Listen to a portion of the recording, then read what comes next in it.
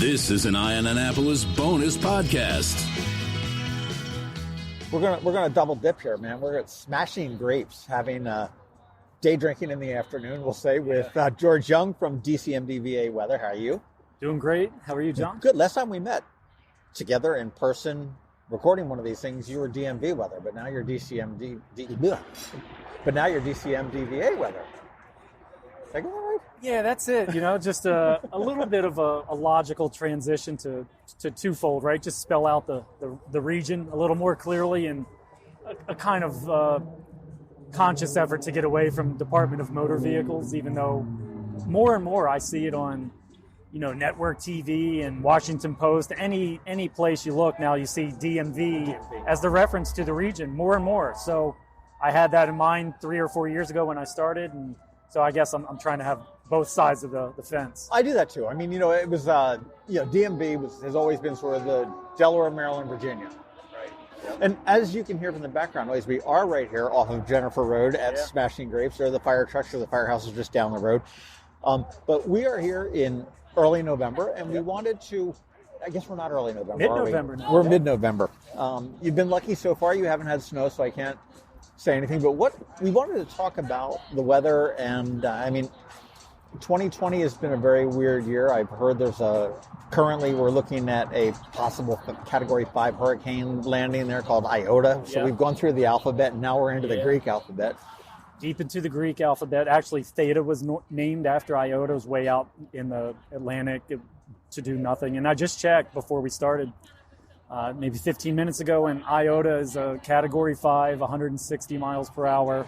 And is going to make landfall northeastern Nicaragua, I think, right around the same place that Eta made landfall 2 weeks ago as a Category 4. So it's a record-breaking year in terms of number of named systems and number of landfalling. It's just widespread. I had heard that, and we still got another 15 days to go before it's ended. But I'd heard a news report this morning that they said that they had to evacuate a lot of the areas in Nicaragua by boat because the bridges were torn out by Eta. Yeah, a lot of damage. Eta. A lot of damage from the first one, and this one is much bigger and badder. It's just ramped up a little bit, and so the damage could be exponential. And precedent was set, I think, late '90s. Hurricane Mitch in that region. You get a lot of landslides. It quickly goes from oceanfront to mountainous terrain, and when you mix that with a tropical system, especially a Category 5.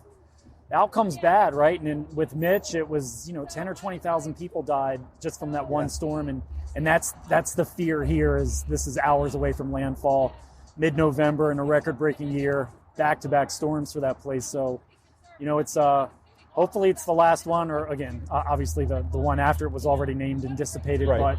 But technically, as you said, referenced the end of November is the end of hurricane season, but they can form whenever. And hey, if we have a warming climate, that typically means the seasons are longer. We're seeing them develop earlier, more regularly, and wouldn't surprise me to see if they develop more into December. Wow. Now, does that one doesn't have any real impact on us? It doesn't. Really, because we are generally downstream of where the weather comes from, which is to our west, right? So for everything, we generally look south and we look west. Obviously, tropical systems can move east to west because they get caught up in kind of the westerlies along the equator. So that's how they come off a lot of times off the coast of Africa and move east to west, which our typical systems do not. Right. But they get caught up in the trade winds, the steering currents, and that's how they move, or they form in the Gulf and get picked up in some form or fashion. And so that's why we see typically storms. A lot of times, if they move toward the East Coast, they usually get kicked out to sea before they impact us here. But we generally, for our winter outlook, winter weather, we're looking to the south and to the west. What's coming from the Pacific, how will it interact with the landmass of North America, and then will it dive south? And really, anything that's south of us is where we get our real snow. It brings more moisture and allows for colder air to come in from the north, and where the two meet, you get our big storms. We can have a little Alberta clipper, low pressure come down from the Alberta province of Canada. But that's always a quick hitter with low moisture. It's like 1 to 2 inches. And we saw a bunch of that a couple of seasons ago. Last year, we saw practically nothing, less than a couple of inches. Well, we're here in 2020, the year of COVID, where the year can best be described as just a shit show. Do you have any idea what's in store for us for the winter? Even though I know that we're only going to have pretty much not even a month of winter. In 2020 technically, but that's right. In 2020, I mean, it's we always look for what's going on with the Pacific. This is cool. Here comes soup and a salad. Arrived, a prepared soup, salad as well. Thank you. You know, so last year we forecasted a lower than average snowfall, and it was correct and sunk and to the extreme. We didn't really think it would be 2 inches or whatever it turned out to be, but we kind of thought maybe 10 inches or 8 to 10, and it was super low. But the conditions were generally kind of neutral, meaning there was not, you always look for either El Nino, something that's established, or La Nina, right? And El Nino tends to match up. That's a warmer than average Eastern Pacific. And if that's the case, then we see a lot of snowfall in those years, typically, not 100% of the time. Right. And then for the opposite, if we see La Nina, which is cooler waters in the Eastern Pacific, then we tend to get warmer and wetter winters. How much worse could it be than last winter in terms of snowfall, right? And last year was a neutral year. There was nothing that pronounced one way or the other. This year, it's already been established as a very identifiable and significant La Nina year. So the general outlook, because of that, is warmer and wetter. We don't think that there's going to be much to it, but the reality is, to the any snowfall forecast, I mean, nothing outside of a week is predictable. An outlook can be some general indicators, but we have to go by all the variables here in November. And so, get right to it early here in the recording. It's going to be probably a less than below average kind of snowfall winter. If we see 8 or 10 inches, that's probably generally what we're expecting. A little bit west of DC, always that dividing line, I-95. And so, damn it, George, this is my third year saying that I want like 30, 40, 50 inches of snow through a season. I want to get dumped on here. I miss that. This is, I think, our 4th winter outlook. We started in 2017, and we have not really had a ton of snow since. The last big snowstorm was January 2016 before we started doing this. And last year I bought new boots. Go figure. Didn't get a chance to use them at all. If they still fit, you're in good shape. You might not break them in too much this year, but there's no real indicator. I mean, there's been a ton of high pressure in the Atlantic that has just fueled a bunch of moisture along the East Coast. We are not at all in a drought situation. There's been plenty of rainfall this year, but that doesn't necessarily equate to snowfall if the temps are too warm in the wintertime. But we're 5 to 15 or 20 inches above normal, depending on what measuring station you look at already for 2020, which means we'll probably end up, 8 to 15 or 20 inches above normal. So it's been a pretty rainy year. Right. I mean, look at what happened last night. I mean, there was a cold front that came through and kind of out of nowhere. Yeah, it did. Certainly was unexpected to me. I got my 90 alerts from the county. There was an instant line of severe storms, and for 10 minutes it had a kind of a cool, is this a derecho kind of moment? The wind really picked up. It was 40 to 50 miles per hour for about 10 minutes, and then it just moved through. The standard kind of gust front that we look for in this region, and not some crazy event. But, to have severe storms like that, or a severe line pop up in mid-November, just not the norm. So really, on the whole, whether you are a big believer in climate change or not, I mean, the reality is pretty simple to identify. There's just more moisture in the air. So temps might be that much warmer where air holds a little more moisture. We're seeing wetter and wetter years. We're seeing a lot more instances of rainfall events of 1 inch or greater, and even 2 inches or greater. I think we've had a couple of 2 inches or greater 3 or 4 times since probably the beginning of October. And that is not at all the norm. I mean, we usually get those big events from thunderstorms in the summertime, and now we're getting them from just rain events, that just are prolonged. Go figure. Well, I'll tell you what, why don't we take a quick break? We'll eat some of this great food here. Again, we're at Smashing Grapes. If you haven't been here, it's a new place that's opened up in the Old Green Turtle. And I've been here twice and haven't been disappointed. So if you're listening to this and haven't been here, come on out. We're sitting here by a fire pit that is our table too. So we'll be back in a minute. Okay, that hit the spot. How was your soup? It was great. Chicken tortilla, hit the spot, fireside, outdoor seating. Give that menu. Let me just see what it is. Yeah. And the menu's got some really interesting stuff there. I mean, the wine list is significant. But chicken tortilla soup, they've got shishito peppers, steak au poivre. I probably need to try that sometime. And I'm looking here, and it's all like locally sourced. So good on James King and everybody that is involved with Smashing Grapes. That's right. You just had a salad, and I just happened to notice there was nothing left on your plate. No, it wasn't. It was good. In 7 minutes or less. That's because I'm on the keto diet. It looked good. I'm trying to drop some pounds. And so winter, you don't think? Look, you don't see any real big, huge winter things coming down the pike. Nothing stands out in November, that is like, hey, this is a good indication. I mean, we've had no real East Coast snow so far. Sometimes easily in the first half of November. It hasn't really happened. There's been a little lake effect snow, but you've seen a blizzard in Montana last week. Standard, that could happen in September or October. So November, no big deal.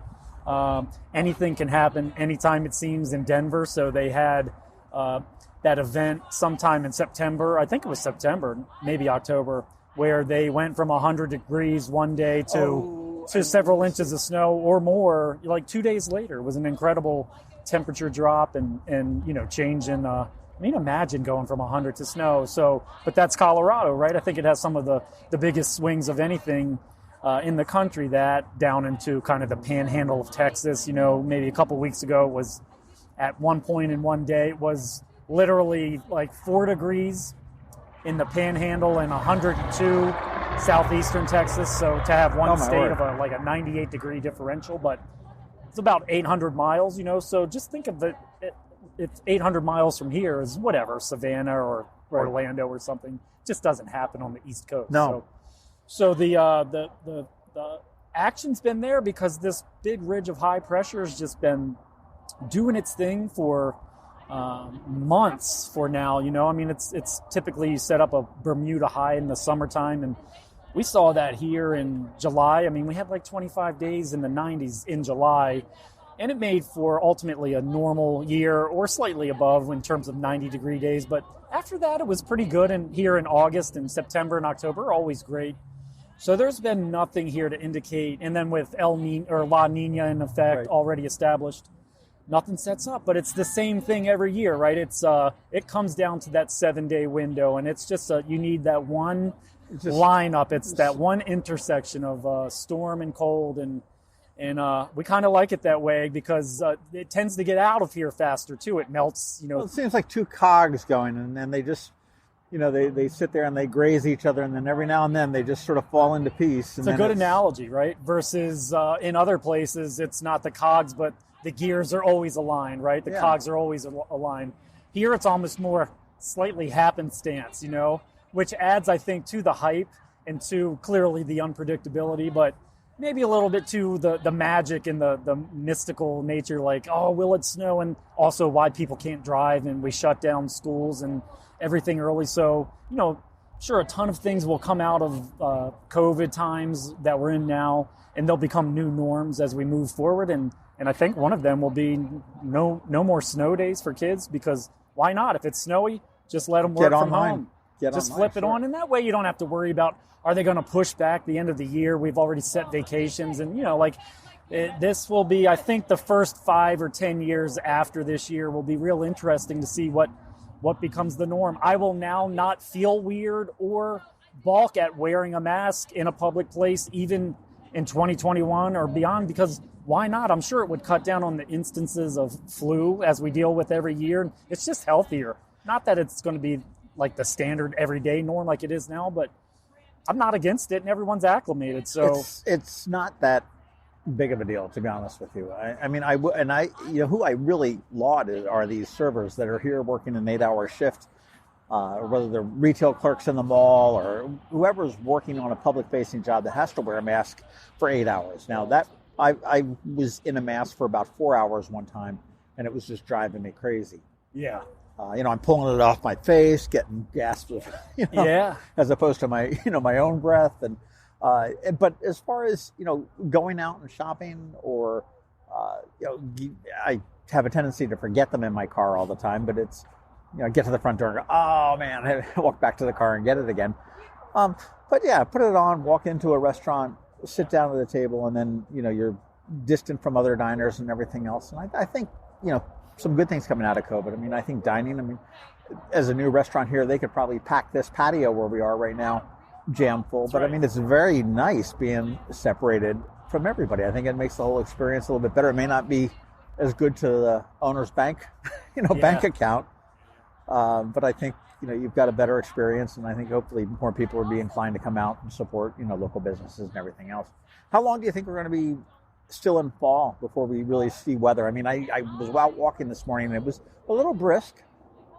We're going to have the standard kind of little cold shot. It'll be in the 40s a couple days from now for highs, but it'll be, the 20th, 21st of November this weekend, and it's going to be sunny in 60s again. So I think we're seeing regularly every month is almost every month of every year is above average at this point, temperature-wise, and that's relative to a 30-year rolling historical average. Not technically rolling, but generally 30-year historical average.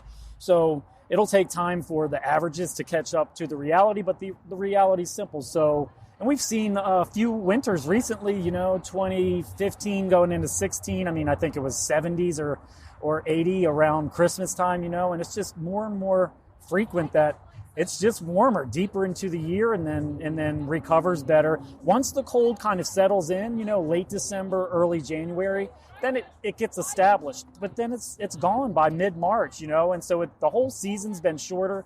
So you really have to either get lucky or have the right setup in advance, a kind of El Nino where it sets up the bigger pieces. But otherwise, it's just winter's like 2 months long. I think you're right. I tend to like. I like winter, but I think that it's the transitions that I don't like. I love everything about every season. Let's be real. But it's when it goes back and forth. Okay, where I could be out in shorts one day, and then the next day I'd be like, oh my gosh, this is so darn cold. I can't wait for spring. But once it gets into winter, I'm usually pretty good with that. Yeah, me too. I just don't think we'll see anything. Again, anything can pop up, but I don't have high hopes for much through December, and you really have to kind of target that early January to not even the end of February. February is a cold month, but you start to get to once you get into March, the March sun technically is the same as really the September or October sun. It's pretty stout. It has a punch to it. The difference is it's kind of like a pool. It takes time for a pool to warm up, right? So when we open up on Memorial Day, it's cold, and you just don't want to get in until the end of June kind of thing. And it's kind of the same with the air, right? The air above us is like a pool of water, and it takes time for the sun to turn it over. But that doesn't mean the sun's not as strong in March as it is in September or October. It's just that the air has to get warmed up in all the layers. And then we establish a warmth through all the layers, and then we're off into the warm season. So, no, I think because of that and more moisture in the air, if that's the reality, which it seems to be, then it's harder to kind of cool that down. A warmer, moister parcel of air is warmer than a dry one, right? And that's why in the deserts it goes from 90 to 30 as a regular, right? Because the air is drier and it can kind of convert from one to the other more quickly. And so here we are, we have multiple bodies of water around us. Obviously, everyone thinks the bay's here and thinks that it has this major impact. And, I always downplay it. We do our outlooks and we talk about it. And I'm like, whatever, it might have a degree or two difference. But if it's going to snow, it generally snows, or it doesn't. It's not the bay really impacting us. But if it adds a little bit of moisture, which it does, maybe it has slightly more of an impact than I give it credit for. Well, it's funny. I was on Reddit the other night, and there was a guy that's looking to move to the area and specifically asked about the weather. And I told him to go to your website, DCMDVAweather.com. Yeah, that's it. And somebody had answered and said, well, you got to realize that Annapolis lies east of I-95, and that is the dividing line. You call for snow, it's going to be here. He said, but that doesn't mean nobody doesn't lose their mind. When we do. Yeah. And he did say that the bay also tends to whether it's the pressure or whatever it is, push it and keeps it over 95, whatever it may be. Question for you on, and I jokingly said that you've been doing the daily news brief weather forecast for 4 years now. And after we had a few technical glitches, I think it was last month, and I stood up and I went to DCMDVAweather.com and got the forecast. I said, damn, I did this pretty good. I need to get rid of George's days are numbered. But it's just but keep the website. I mean, how do you put together all that, the daily information? And the website really is very good, as well as the app. And I mean, honestly, I'm not touting my own horn, but I thought I did a pretty decent job when I realized that Mr. Dropbox decided to crap out on me or whatever the problem was. I realized that, okay, well, we're not going to be able to transfer it in time. Okay, well, let me just go get it and I'll do it. I mean, I thought I did a fairly decent job, which tells me it sounded good. I liked it. That you're doing a much better job of being able to explain it than a lot of the other places. Yeah, there's a ton of information out there on everything, weather included. So there are sites where you can get raw data from NOAA and from other sources. The guy that built the Ark? No, where was it? No, come on. There's a joke that there's a dad joke Noah, that the failed. Ark, building the Ark. Yeah, you got me. That was a good one. You got me. Noah with two A's on the end, like Aaron from that one show. And so there's just a ton of info out there, and but let's not overcomplicate it. Once you understand the bigger pieces, right, and highs and lows and what it all means and the flow of air and how that impacts temperature and moisture and how those pieces work together, it's fairly easy then to kind of put a forecast together for basic things. The hardest thing is really a snowfall forecast because we're on the dividing line of temperature and there's a ton of moisture involved at times using both the Gulf of Mexico and the Atlantic, right? And so one storm could either bring 4 to 8 inches, or if the right things came together, it could be 16 to 20 inches, That's like the guys in Buffalo, man. They got it easy come winter. It's like, it's going to snow. Yeah, it's going to snow. Just take a look. Down here, and I mean, weather forecasters, meteorologists, but, whatever you want to call it, I mean, if they blow a forecast, which is very easy to do, they hear it. And I remember you got all pissed off at me when I said you blew it or something like that last year. I said, man, what the hell? I said, well, no, I got sideways for a minute. That's a 1 out of 364, so, I mean, we're okay. Yeah. But it's, I mean, it is a difficult area. I mean, I think that certainly you look at this in the snow belts and, certainly down in Arizona, they're going, not a lot of chance of snow today, so we're, sunny and 80 for the next 10 days. Yeah, it's a challenge around here, and I think the thing that gives me an advantage or adds to my accuracy is just I'm from here, so I know the history, and I know how the pieces work together, and I happen to have the technical knowledge just from getting a minor in atmospheric sciences in college, and but I know how it goes, and so. In the weather industry community, it's the analogs. They say analogs, analogies, whatever you want to call it. But what are the analogs for this scenario? And the real deep nerds in the weather community will be like, oh, this scenario presented itself just like this 3 days before the storm in 1988,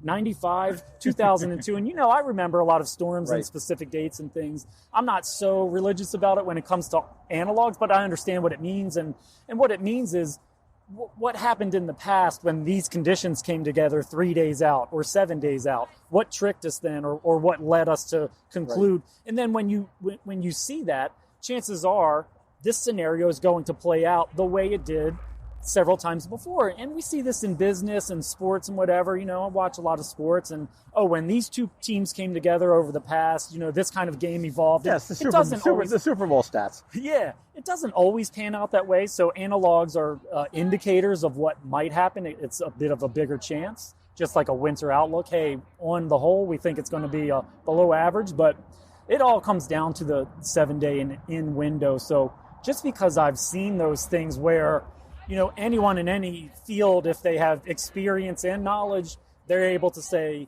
to anyone else with less experience, hey, I know that looks like A, B, and C is going to occur, but I've seen this dozens of times, watch this play out, and a lot of times it tends to play out the way the veteran, just from seeing the scenario over and over. Well, I also think that, we've always joked about Annapolis having this little bubble. I mean, it's storms all around us, and it's like, hey, it's blue skies, and, here it's like, snow all around us, and it's like I'm in my shorts, and, but I think, what obviously Ion Annapolis does a lot of supporting local, and that's really what it is. All business begins on Main Street, and I think that, supporting local as far as weather goes, I mean, that gives you a decided advantage over somebody that's forecasting this out of, southern Pennsylvania that, knows where Annapolis is, but doesn't necessarily know how it works. Yeah, that's it.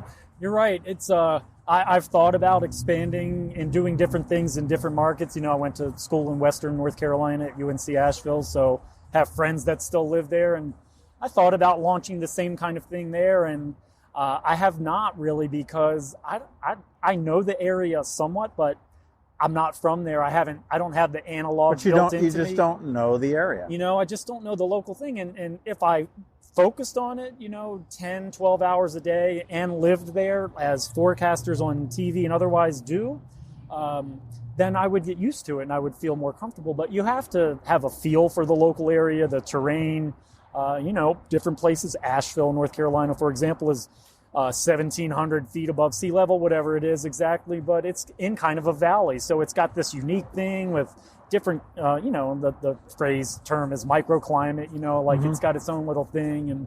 And we see that throughout, Snowshoe, Virginia is another place where it's got this weird kind of setup. Snowshoe, West Virginia has this thing where the temperature will really bottom out there, because if the wind comes from a certain direction and the skies are clear, it just tends to exacerbate some kind of like temperature drop. And in October, you'll see 8 degrees at Snowshoe, something weird out of nowhere.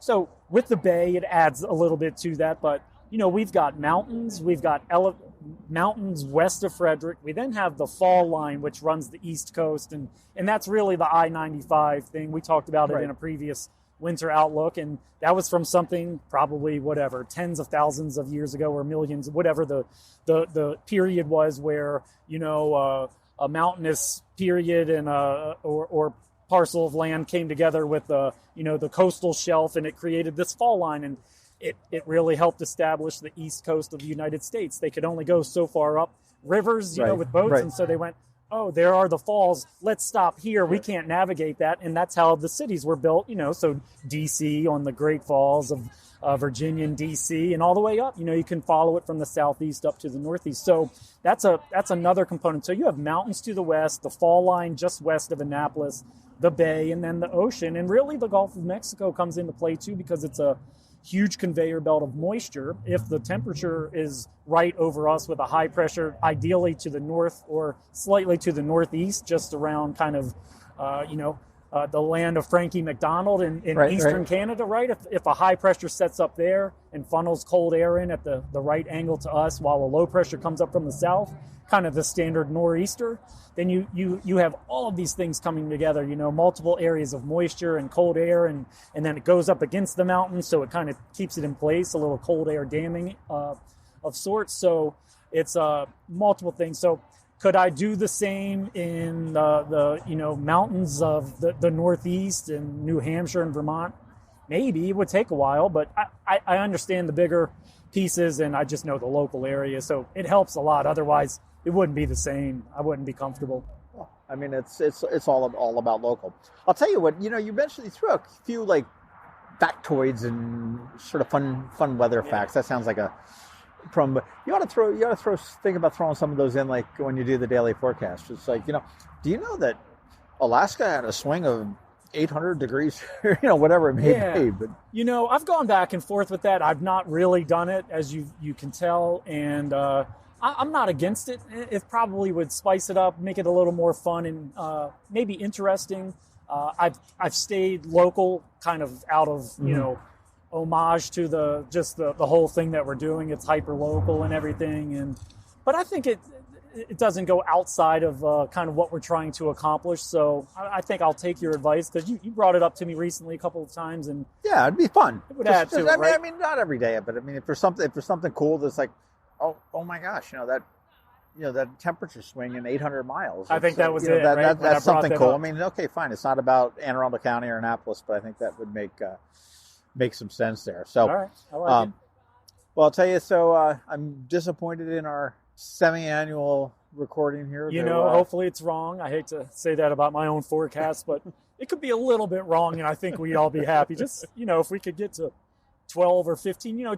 Two winters ago, I was a little more bullish and said 15 to 25 inches, and I think we might have snuck in barely with a bunch of 1 to 2 inch snowfalls in 2018 into 19 with maybe about 12 to 14 inches. Right. It was kind of I think we had one snowfall of 6 or 8 inches. They almost got it. It was almost there. It was almost super accurate, but at least it was active. Last year was just pointless, right? And you try to keep the optimism up. Hey, it's still the middle of February. And at that point, everyone was like, forget it, check out, and little did we know, COVID was about to hit, and it was going to only add to what just happened to this year. Everyone was just like, bring on spring, because if you don't have a couple of good snows by the 10th or 15th of February, everyone checks out and says, just bring on spring. One thing I would like to see go post-COVID or not, is daylight saving. Let's just stay on one time, the later time. I just don't like when it's dark. And this year happens to be the year where it maxes out the darkness, because the end of daylight saving time is the first Sunday in November, which this year just happened to be November 1st. So this is a fun factoid. And the beginning of daylight saving time is the second Sunday in March. This year, the second Sunday is the 14th of March. It's the latest and earliest the bookends could be. And so that adds 12 days of less daylight saving time to our calendar. So 12 extra days of darkness, and of course, what better year to bring it in than 2020 into 2021. But so my countdown is already on for March 14th, because it's one of my favorite days of the year. Just it gets people outside, right? And obviously we need that now with COVID, but it just sucks when it's dark. March 14th. March 14th. You sound like that ditzy girl in. What was that movie, the Sandra Bullock movie, where she was the beauty pageant? Oh, yeah. And she's the FBI. And it's like, describe your ideal date? I think it would be like March 12th, because it's not too hot, not too much sweater weather. That's funny. That's my birthday, too. Sounds like I should call her up. Well, I am looking forward to seeing whether you are right or wrong. Yeah, me too. Certainly it's not fair to ask you here in the middle of November to predict what's happening in the middle of January or February. But it's always nice to get the insight, always nice to catch up again. And certainly make sure you check out DCMDVAweather.com and sign up for make sure you sign up for the app. And get that the Google App Store. And Google, same thing, DCMDVA Weather, same website now. Facebook and Twitter, they just continue to grow. Not a ton of marketing. It's word of mouth and different things, and it steadily grows. I used to be fixated on it at the start, just checking the numbers out, and now I hardly look. And when I do, I'm like, 50 people or 100 more people or 2 more people. It doesn't matter. It's kind of cool. It's become its own self-perpetuating kind of self-sufficient thing, which for me is maybe the biggest sign that it's viable and people like it. I'm going to say consistency and accuracy is probably what's driving that more than anything. And I will say that your Twitter feed is very useful. If you're on Twitter and you don't subscribe to the apps and all that stuff, definitely put them in one of your favorites or in one of the lists that you make, just because when those storms came in last night, you were right on it, and it was like, hey, the line's here, and certainly when we do have crazy weather, and that will happen, 7 or 8 times a year. Yeah. You totally get on it, whether it be a hurricane that's coming up this past year, we had a couple of, they sort of petered out, but you were there, and it was like, okay, this is going away, and it's, so real good. You want to make sure you get the app. You want to make sure you check out the website, DCMDVA Weather, but more importantly, you want to make sure you check out the daily news brief every Monday through Friday, and we've got George that is there. I would say every Monday, but there's technology that screws us up.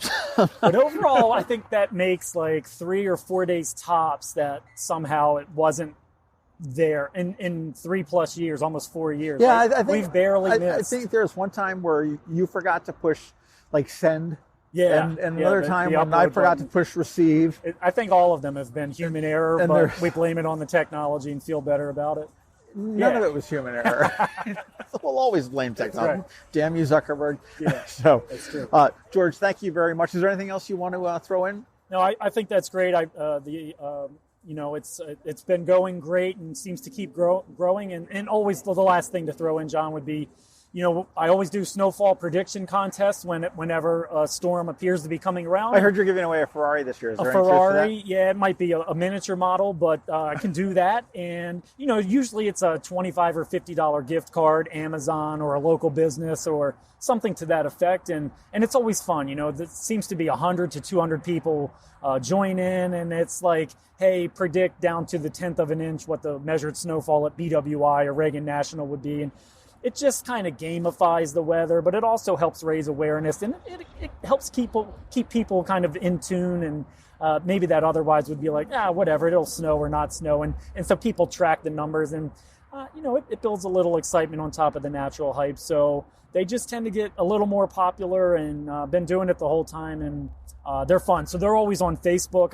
I might put it up on Twitter, but reference, you got to sign up on Facebook. So obviously we're winter outlook here, and that's the fun thing for the winter. So keep an eye out for contests. That'd be cool. I will make sure I do that, and I'll make sure that we share that on the Daily News Brief and stuff like that we do that as well. Right. George, thank you so much for everything you've done over the years. I appreciate it. I appreciate you, the accuracy, the consistency, and everything else. And I think, anytime you want to see the weather, it's immediately right there. You don't need to go on to, you wait till the guy shows up on the news or anything like that.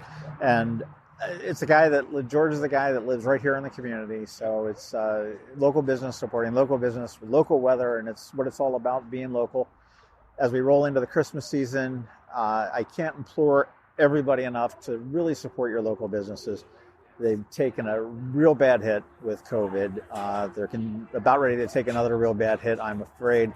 And there's going to be a lot of businesses that aren't going to be around when we come out of this thing. And so it is super important to make sure you get out there, as long as you feel safe to do it, and you're not, you're healthy enough to do it and everything else. But support the local businesses. The big department stores, they're going to be able to take their money and they're going to take it back to their headquarters and whatnot. But if you get a local business, you're employing your neighbor. You're allowing their kids to go to baseball camp. And the money, more money stays here within the community, and that's what really makes everything tick. And that's the heartbeat of America. This podcast sponsored by Chevrolet, the heartbeat of America. I don't know where it goes, but yeah. But George, again, thank you very much, and we will touch base again really soon. But until then, we'll see you tomorrow on the Daily News Brief. Tomorrow it is. Thanks, John. This has been a bonus podcast from Ion Annapolis. Please visit us at ionannapolis.net. Follow us on Facebook at All Annapolis and on Twitter at Ion Annapolis. And if you haven't subscribed to the Daily News Brief podcast, go for it. And all of your local news will be delivered to your phone, tablet, or smart device by 6 a.m. every Monday through Friday.